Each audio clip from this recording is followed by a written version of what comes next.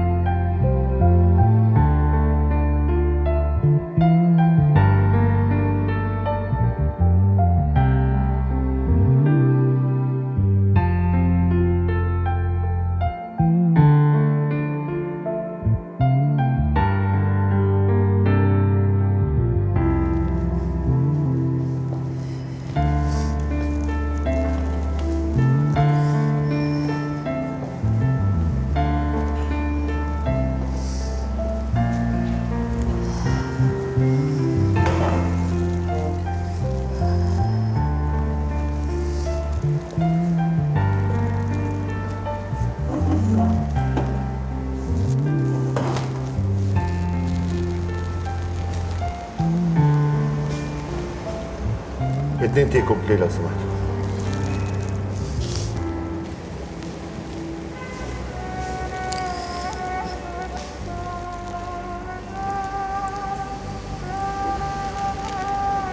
حسينة، أرجوكي من فضلك انسي اللي حصل ده. دي حاجة ممكن تحصل لأي حد، ولو فضلت كده مركزة فيها صدقيني هيبقى شيء غلط. أنا نفسي أفهم دولت جابت مفتاح المكتب منين. على فكرة هي اللي دبرت الموضوع ده عشان تحكر عليا، بس صدقيني موضوع الحجر ده مش سهل أبدا. المحامي أكد لي كده، قال لي إن إجراءات الحجر دي بتاخد الوقت كتير جدا والمحكمة ما بتحكمش فيها بسهولة، بس دولة فاكرة الموضوع سهل. أرجوكي من فضلك انسي بقى اللي حصل ده. أنا حظي قليل في كل حاجة. اوعي تقولي كده وأنا موجود معاكي. أنت مين؟ زكي حبيبك. ده شيء من سعادتي ولا قلبي اللي انجرح؟ حبي الجميل ولا كرامتي اللي ضاعت؟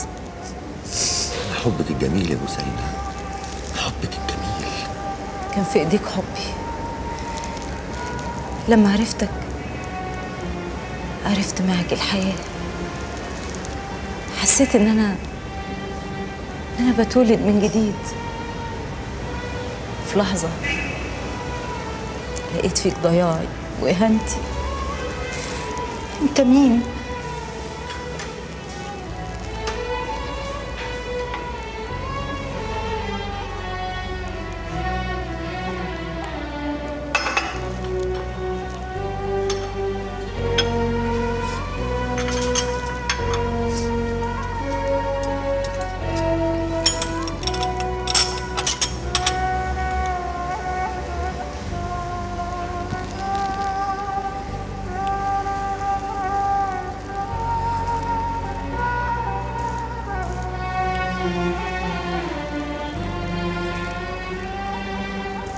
تسأليني أنا مين؟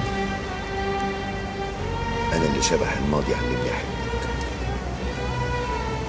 عارفه يا بوسينة، انا حبي ليكي وحبك ليا علمني حاجات كتير قوي. علمني ما اخافش من الايام اللي جايه، علمني استحمل بشاعات البشر واهانتهم، كل حاجه وحشه تطلع منهم مش استحملها، بس ما احسش بيها ولا كاني شايفها. وبالرغم ان صلاح عبد الصبور قال رغم الايام المريضه بان الليل الموحش يولد فيه الرعب، فلن نجني حتى الحب. انا بقول فلن نجني الا الحب. صدقيني يا زينب، الحب هو اللي هيفضل، هو اللي هيعيش.